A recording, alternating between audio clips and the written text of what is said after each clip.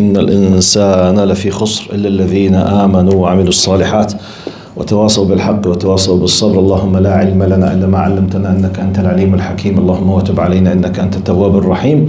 سبحانك لا نحصي ثناء عليك أنت كما أثنيت على نفسك. أنت المقدم وأنت المؤخر وأنت على كل شيء قدير. اللهم اجعل جمعنا هذا جمعا مرحوما والتفرق بعده تفرقا معصوما ولا تدع فينا شقيا ولا محروما. اللهم آمين. In the name of Allah subhanahu wa ta'ala, the most compassionate, the most merciful, all praise and thanks are due to him, and peace and blessings be upon his beloved Prophet Muhammad sallallahu alayhi wasallam. He who is guided by the will of Allah, no one can misguide him, and he who is misguided, no one can guide him except Allah subhanahu wa ta'ala. Alhamdulillah that we do bear witness that there is no God but Allah and Muhammad is his messenger. Assalamu alaikum wa rahmatullahi wa barakatuh.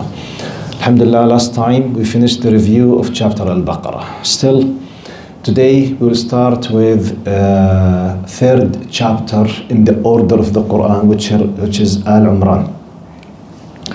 Surah Al-Imraan, the second largest chapter in the Quran after Al-Baqarah. In the order of the Quran as a recited written book, it's number 3, because we have Al-Fatiha chapter 1, then we have Al-Imraan chapter 2, then Al-Baqarah chapter 2, then Al-Imraan chapter 3. Al-Baqarah 286 verses, Al-Imraan 200 verses, the second largest. So now today we will have the introduction of Al-Imraan.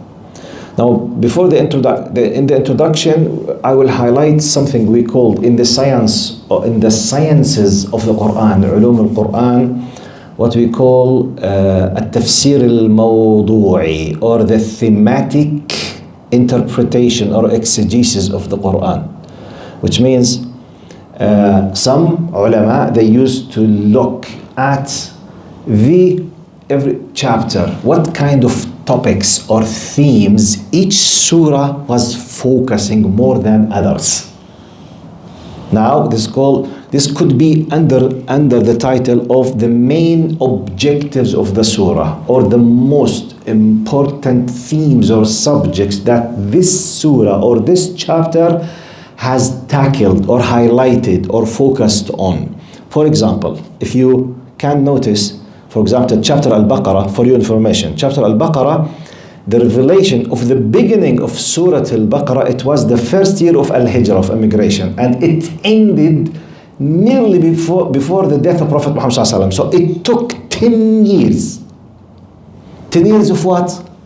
Of the new Islamic state. So there was a civil society. So chapter Al-Baqarah, 10 years of revelation, nothing of chapter Al-Baqarah came at Mecca. Regulations, how to deal with others. So that's why you will see the amazing characteristics of each chapter. Chapter Al-Baqarah, for example, just to connect for your information, at the very beginning, if you remember, those who started with us, the very beginning, Allah made it clear the classification of the people. Believers and unbelievers. And the non-believers, munafiqeen, and direct non or disbelievers. Do you remember? Then the beginning of the creation, your father Adam. The first declaration of enmity by the ultimate enemy of our father Adam alayhi salam. It gives you your purpose, why you are here. إِنِّي جَعَلٌ فِي الْأَرْضِ Khalifa, be careful, believers and non-believers. This is how Allah classified. No, I don't like it. If you don't like it, I don't care about you. If you are a Muslim, you have to like it. But we have to be inclusive. We replied about this tens of times. No one on earth is inclusive. Everyone has some kind of exclusivity. It's impossible. Or otherwise, you tell me. Let me do it in this test. What do you think is the best democratic state on earth now? The best, from your point of view, humanly speaking, the best democratic, tolerant state on earth. Give me something you believe in it, seriously. No one? You don't believe in any democratic state on earth? طيب, What do you think the majority of nice, good, normal people on earth think is the best democratic state? Sweden? Who said Sweden? Type Sweden. Does Sweden accept anyone who loves Sweden to be Sweden? Yes or no? طيب, are they inclusive? طيب, period. Period. Done. طيب, for many people, America is the best country, the most powerful country. Are they inclusive? Do they accept you if you love them as an American? Do they give you? Because if you declare, I love America, I love America, do they give you citizenship immediately? Seriously, I'm asking. No. No one. So when you say we have to be inclusive, what do you mean by inclusive? There is no inclusive. Ultimate does not exist on earth in any system. If you are not following the Communist Party in China, do they accept you to be in the ruling party there? If you do not accept liberal democratic values, are you accepted to be in any political party in France? So it's just an empty talk when you talk about this. And by the way, do Jews and Christians accept Muslims as believers? I'm asking, do they? So what is the strange thing when we as Muslims say, in our religion, our God told us that people are believers and unbelievers. Inclusivity. So I mean, everyone has his own view. For Jews, I'm not a believer. For Christians, I'm not a believer. So for Hindu, I don't believe in Buddhism. Am I a believer in Buddhism for Buddhists? No. So what is the problem? Why all of them, they are not asked to be inclusive and to accept me as part of them? Why? So be careful. So anyway, I'm just reminding you about chapter Al-Baqarah, general about them. Now we will start with Al-Imraan. In chapter Al-Baqarah, there was a lot of talk about hypocrites, believers and non-believers, and a lot of regulations about the state. Now, in today's chapter, I will give you an idea about some very specific, let's say, points about this chapter. Now, number one, the name, it's Al-Imraan. It is a Madani chapter. You need to know this terminology. We have the word Makki and Madani. Makki means anything was revealed before immigration, not in Mecca, regardless where, okay? But in the time before the immigration, before the hijrah. Anything was revealed before the hijrah, which means the first 13 years, it's called Makki. Even it was revealed outside Mecca, in the way between Mecca and whatever, it's called Makki. Madani referred to the word Al-Madina, Al-Munawwara, after the immigration. So, it's consensus by ulama, ijma' al-mufassirin, that Al-Imraan, that we will start today, is a Madani chapter. Number one. Now, the numbers of the verses of this surah is 200. The name is Al-Imraan. Al-Imraan, because one of the main topics that was discussed in this chapter is the story of Al-Imraan, the house of Imran, from the people of Israel. Al-Imraan, we will discover Imran and Zakaria and Maryam alayhi salam. We have a lot of details about it from the house of the children of Israel. You need to know something in you as well. Asma' us-suwar tawqifi. The names of the chapters, they have a special terminology in Islamic ulum al-Quran, the science of the Quran. It's tawqifi. Terminology tawqifi means it's not something that the Sahaba, they decided to attribute to the Quran. It's something Prophet Muhammad told them, this is the name of the surah by such and such period. So it was decided by Allah through Archangel Gabriel, through Muhammad sallallahu alaihi wasallam. Okay? However, every chapter could have an extra descriptions or titles that gives some kind of more descriptive, let's say, attributes of this surah. No problem. Al-Imran, it's tawqifi. Tawqifi means Prophet Muhammad who decided to tell us because he was told to add so. But from the extra names, that is name, قال الزهراوين. For example, Prophet Muhammad صلى الله عليه وسلم قال اقرأوا الزهراوين. Read. Zahrawain is one of the titles that is used for Al-Baqarah and Al-Imran. Okay, the two brightening, for example, chapters. Okay, it's an extra. Now, for example, if I came and said chapter Al-Imran, Surah Al-Jidal مع النصارى, the chapter that gives you the highest level of arguments with Christians. Yes, because it contains the highest level of arguments with Christians. Okay, it's a descriptive title for the surah or some part of the surah. No problem. The origin name is Al-Imran, and it could have another 2 or 3 or 4 or 5 names. For example, now Surah Al-Isra.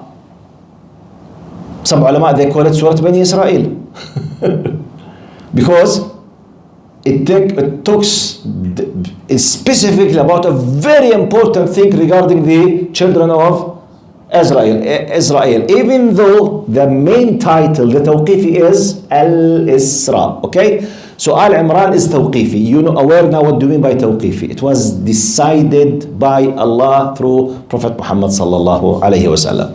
طيب. Now, about the virtue, the value of reading this surah, what kind of state that this surah has. Prophet Muhammad sallallahu alaihi wasallam in a Sahih hadith was narrated by Imam Muslim said, قال اقرأوا الزهراوين البقرة وسورة آل عمران فإنهما تأتيان يوم القيامة كأنهما غمامتان أو كأنهما غيايتان أو كأنهما فرقان من طير صواف تحاجان عن أصحابهما. Prophet Muhammad ﷺ said, recite the two bright ones, Surah Al-Baqarah and Surah Al-Imran, for they will come on the day of judgment as if they were two clouds, or Prophet Muhammad said, Ghamamatan means two clouds. He's trying to resemble what kind of benefit you will be benefiting from reading Al-Imran. They will be visualized as if they are two clouds covering you and protecting you on the day of judgment. أو غيايتان. Al-ghayaya, anything that covers the person, whether a cloud or anything else. An umbrella, a patio, we call it a patio, or whatever. So which means Baqarah and Imran, they have a function. If you read them, they will protect you in the day of judgment. They will be like the bodyguard, will save you, especially in the time of the accountability. Okay? قال أو غيايتان, or like two flocks of birds in ranks, they will come pleading on behalf of those who recite them. It's all like examples that if you read these two chapters, you will have a great status. You will have something that will take care of you. Something will defend you in the way that Allah subhanahu wa ta'ala permits. طيب. Next point. قال مقاصد السورة. The main objectives and the main themes of this surah. Just to have a general idea before we get into the surah ayah by ayah. And by the way, now I did something in chapter Al-Baqarah which I was going through nearly literally verse by verse. Now I will not do this. We will just have a general idea about the chapter, then I will pick and choose some of the ayat so that we can have quick, instead of taking 3 years, for example, Al-Baqarah, we'll try to do it in a few months, inshallah. It's like a new strategy, bi'idhnillah. But now this is the introduction. From the main objectives and themes of Al-Imran is the following. قال تقرير أصول الشريعة المتمثلة في عقيدة التوحيد والعدل والنبوة والمعاد. Big 4 main objectives chapter Al-Imran is focusing on and mentioning. قال affirmation of the fundamental principles of Islam. The surah establishes the core tenets of Islam, namely the monotheism, justice, prophethood, and afterlife. So we will witness how many verses are revolving around these two for monotheism. What monotheism is, especially when discussing Christians. Because one of the biggest themes that this chapter is repeating and having a dialogue and conversation is the Christian beliefs. So now monotheism, justice, prophethood, because it talks about Imran and Zakaria and Maryam and Isa alayhi salam, a lot of prophets, okay? And the concept of prophethoods, the family, how, when, depending on what, how they deal, how they react, how Allah honors them. So it gives you a very beautiful idea about this. We will go through this. And afterlife, which is the hereafter, one of the main pillars in Islam. And by the way, believing in Allah and the hereafter could be the most too important when we speak about articles of faith. Because when you say article of faith, to believe in Allah subhanahu wa ta'ala, wa malaikatihi, the angels, wa kutubihi, the books, wa rusulihi, قال واليوم الآخر والقدر خيره وشره.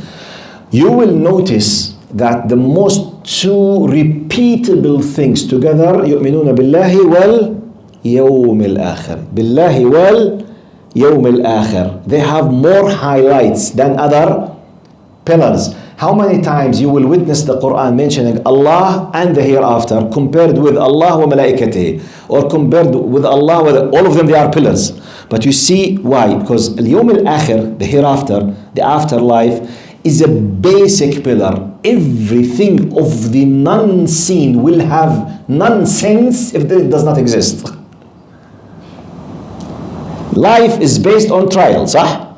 الذي خلق الموت والحياة ليبلوكم. We use the common sense, the revelation, the true news to accept. We have not witnessed physically the existence of Allah, nor the angels. We did not witness the revelation. We did not see the prophets. So all of these are ghaib for us now. When we will witness all of these things? After death. So if even in theory, if I believe in Allah and I believe in the angels and I believe everything, but I don't care about the hereafter, as if I'm doing nothing. Because the full picture and the end of the story and the exact physical visualization for everything I'm discussing now will be there. So that's why, subhanAllah, it's a very important pillar. And by the way, the whole idea of a trial and a hisab, patience, reward, depending on what. Don't lie. But I can become a multimillionaire now if I lie. No, don't. Why? Because Allah commanded you. But I would love to lie. Don't lie. Respect him. What is the reward? Reward when? When? Where is the reward? Hereafter. Someone hurt you for the sake of Allah. Your father hurted you. Your mother, a very dear person, he was bad with you. You are highly asked to what? To forgive. من عفا وأصلح فأجره على الله. Give the pardon. Do your best. Why? Reward. When? There. You can take revenge and commit a crime 10 times as a revenge. And you can control yourself. Why shall I control myself? Because Allah commanded you. I can exceed the limits in taking revenge. Someone caused a big damage for me. I decided to take revenge from him, his family, his wife, his daughter, his son, and to destroy everything. He controls 10 times more than what he did with me. But if I can, what will stop me? What do you think will stop me? Nothing. But I'm able to do it. The only thing that will stop me is the fear of Allah. Period. Because Allah said, وَلَا تَزِرُ وَازِرَةٌ وِزْرَ أُخْرَى. This person caused this damage for you. His mother, his father, his daughter, his whatever. They are not part of the problem. You have no right to hurt them. But he was very bad with you. Others, unless if they were supporting him. This is another case in the courts. Now, وَلَا تَزِرُ وَزِرَةُ وِزْرَ أُخْرَى. I have no right to take revenge in this either. Why should I control? Because Allah commanded me. It's, by the way, very simple. When you look at this, what stops you as a believer from many things that you can stop doing or you can do if you wish? Simply your faith. By the way, literally, in theory, technically, how many times if we decided to be thieves, we can be thieves? Seriously, generally speaking. Tens of opportunities. I mean, in many cases. But why we don't touch anything? Because theft is prohibited. That's why there is no faith, insurance companies prosper. Everyone must have insurance. Why? Because everyone could be a thief at any time. Simply, why not? Seriously, why not? I'm thirsty. I know that this water does not belong to me. No one can see me. And I'm safe and secured for any kind of accountability. Why not to take it, for God's sake? Why not? By the way, don't tell me we have civilized people. No, Habibi. You have people who fear the law and the enforcement of the law. The best democratic country, if there is no CCTV, what happens in reality in terms of theft and sexual harassment? What happens? You know what happens. Tens and thousands of cases. Why? Because he or she, they felt safe not to be caught on camera, or if I can't escape with it, I will do anything. One of the good examples, the island of Epstein. You read about it, huh? You heard about it. Mr. Epstein, they used to do for the big high ranks from all over the world. Bill Clinton, Epstein, the island where there was sexual assault against children, against minors. Big well-known people. Why? From their point of view, they were saved from what? To be caught. It's a secret. In the area of faith, there is no secret. That's why believing in Allah has implications, which is you believe in His attributes. Al-Alim, nothing can be hidden from Him. Al-Khabir, He knows everything. As-Sami', anything. So, either you are a believer and submit, or a disbeliever, face the consequences. Close the file, awal al-satr. That's it. Okay? So, this is one of the main objectives of the chapter. Another line of objectives. قال من المقاصد الرئيسية مجادلة النصارى فيما هم فيه من عقائد. The refutation of Christian doctrine. One of the main purposes of this surah is to engage in dialogue with Christians regarding their beliefs. Now you know the most two closest religions or faiths to us as Christians and Jews, because we do share with them what? Believing in Allah as the God who revealed and who sent the books and who revealed the messages, and they have a special title in our religion and a high respect for many of them. And by the way, maybe many people they don't know, we as Muslims, we call them the people of the book. We as Muslims, the only group of people on earth, apart from Muslims, that we are allowed to do two main things with them, which is marriage and eating their slaughtered meat. You know, when they slaughter a sheep or a camel or something from something that's permitted, the only, apart from Jews and Christians, we are not allowed to marry or to eat their meat. It's not our decision, it's Allah's decision. Because we do share a big area. Okay? And by the way, some people they don't know. In Islam, if a Muslim man decided to marry a non-Muslimah and she is a non-Jew or a non-Christian, okay? The marriage contract is invalid. It's invalid from the beginning. And it will be a fornication. Invalid. atheist, Buddhist, Hindu, agnostics, whatever, if she is not a Jew or a Christian or a Muslimah, the contract marriage is what? Invalid. لا يقع أصلا. باطل. So, طيب, yet we do share with them this. However, we believe that their shari'as and their religions, they have been abrogated. This is another terminology. Abrogated. Who knows what does it mean? Abrogation. Yes? Mansukh.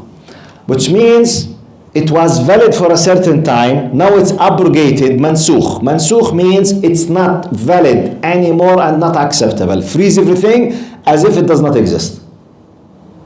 Okay? This is so, because this is one of the main things, part of the discussion that we will be having. Now, third line of the main objectives of this surah.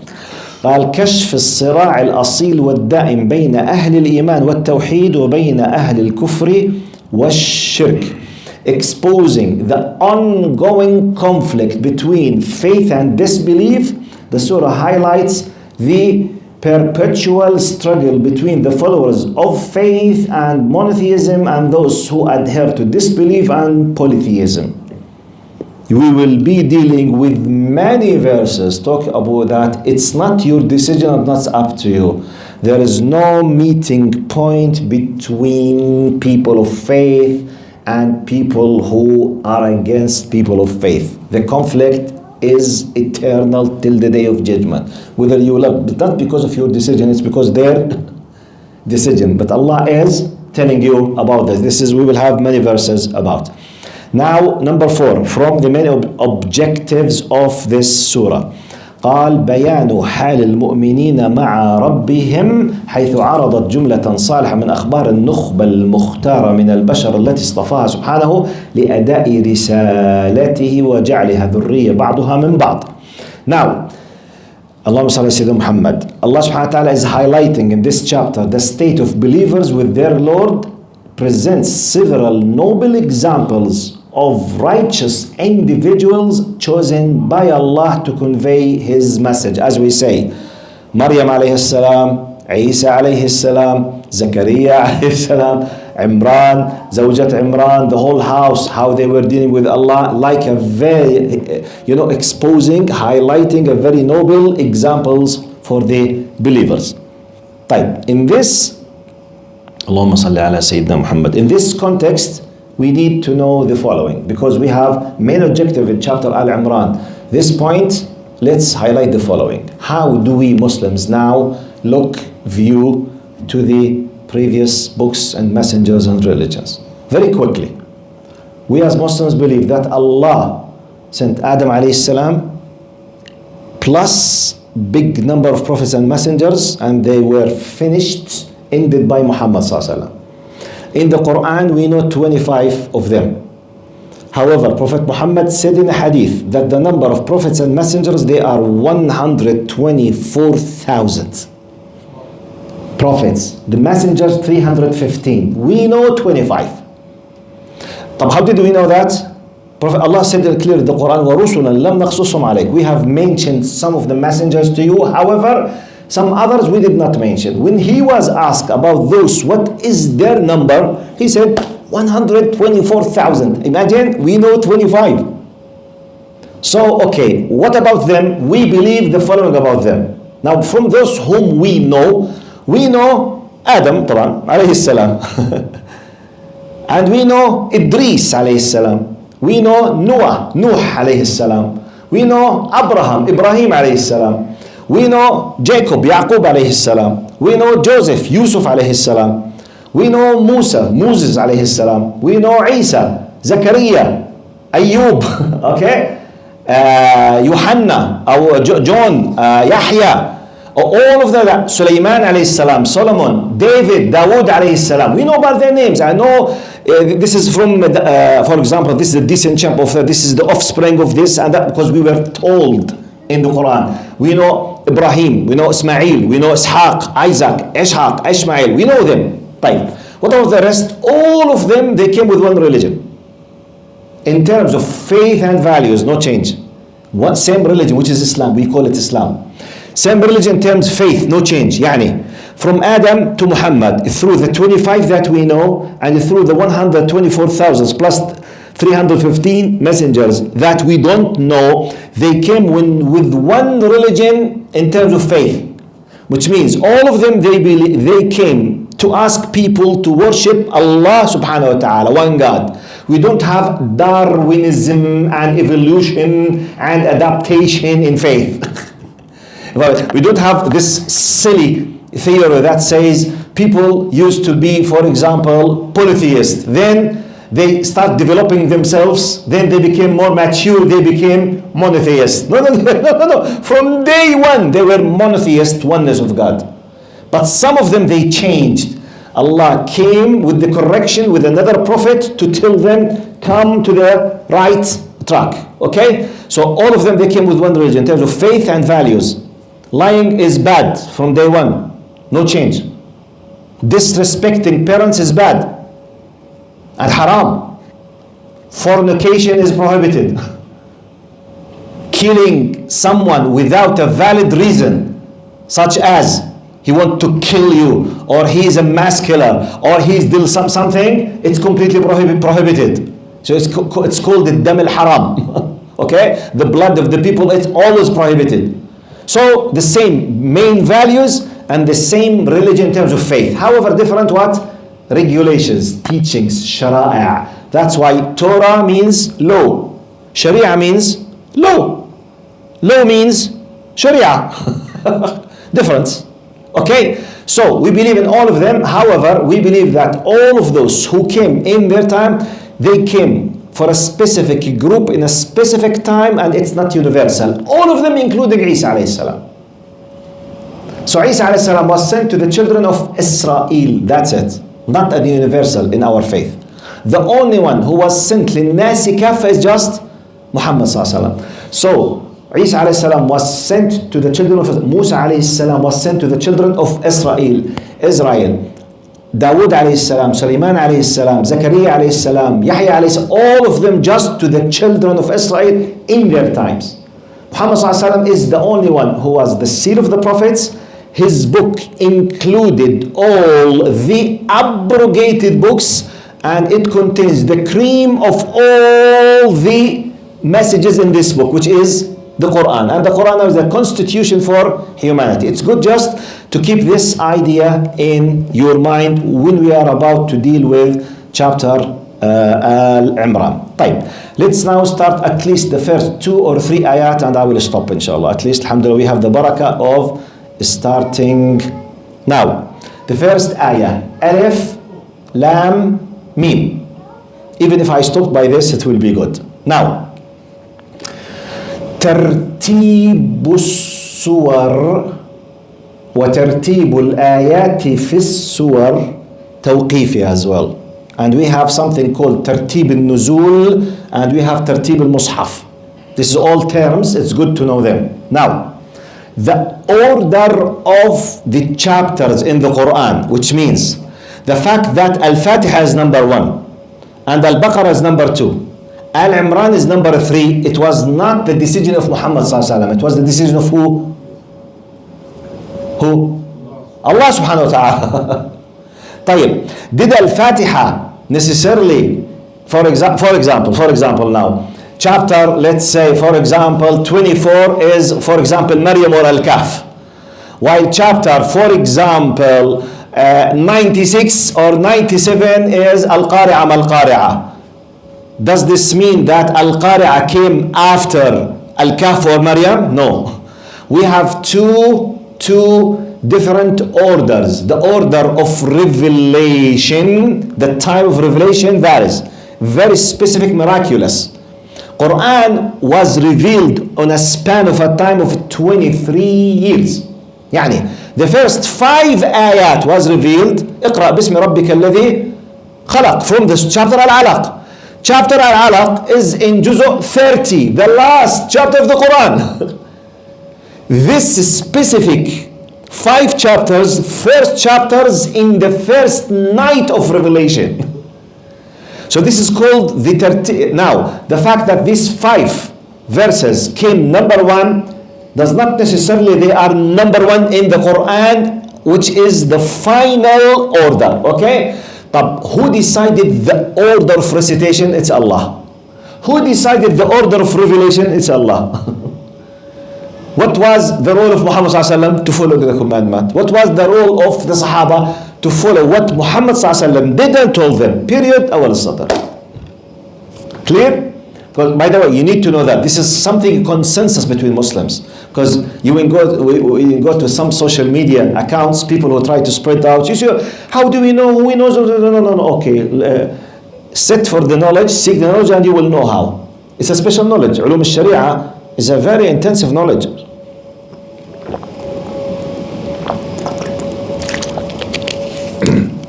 Now, Alif, Lam, Mim.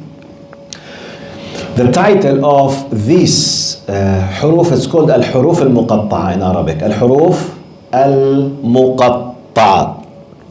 One of the miraculous or miracles of the Quran, and we have different opinions about the meaning of Alif, Lam, Mim. A good number of mufassirin, if not the majority, they say Allahu a'lamu bimuradih. No one knows exactly what is the meaning. طيب, why they are there? Why they are there?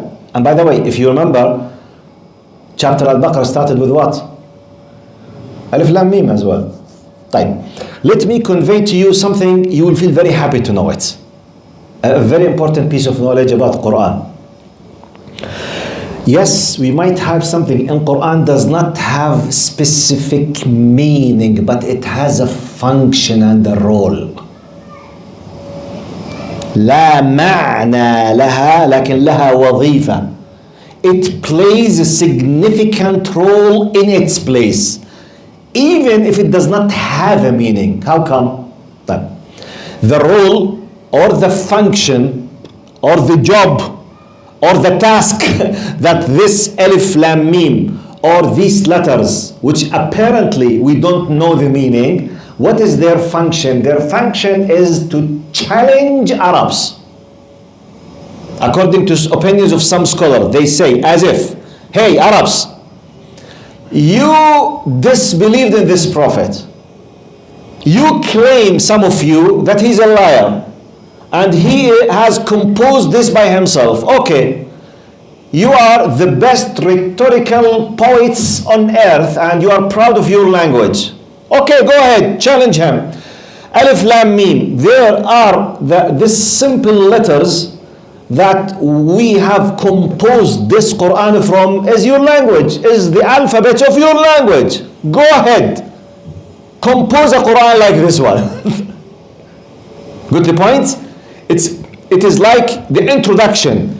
The first, it's like, وَلِلَّهِ الْمَثَلُ الْأَعْلَى. Do you know, just to make, sometimes, when they want to show you something very important in the theater, they want to open the curtains on a very important thing, and still it's hidden. They start before opening the theater. They start with what?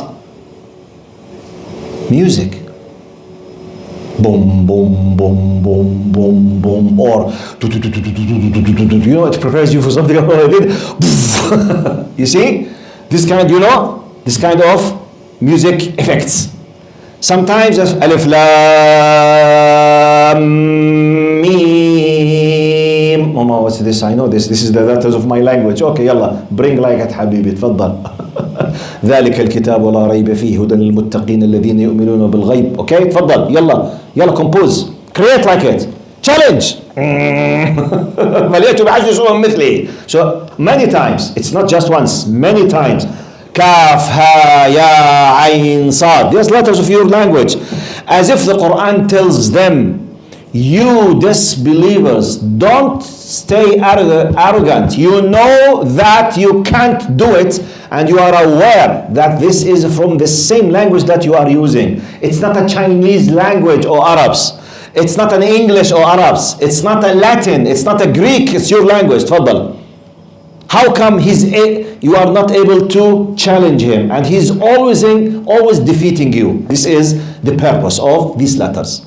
This is one of the opinions that I personally like very much, and I adapt this opinion. But if you want to go with the majority you say Allahu a'lamu bimuradih. No one knows except Allah. Well, he decided to put it at the beginning. I personally, with that opinion, which I find it much more powerful, wallahu a'lam. طيب, Alif Lam Mim. Okay, let me stop by this, because we have, mashallah, young people. Some of them, they are asleep, and it's very hot. Inshallah, next time we will go with one of the very important ayat. هو الذي أنزل عليك الكتاب منه آيات محكمات هن أم الكتاب وأخر متشابهات. Next time, inshallah, we will deal at least with the first 5 chapters. Then, subhanallah, I think we will stop till after the Eid, inshallah, Ramadan and the Eid. So see you next week with the will of Allah subhanahu wa ta'ala. Assalamu alaikum wa rahmatullahi wa barakatuh. Be careful, I will ask you about everything I said today. There will be a test next time.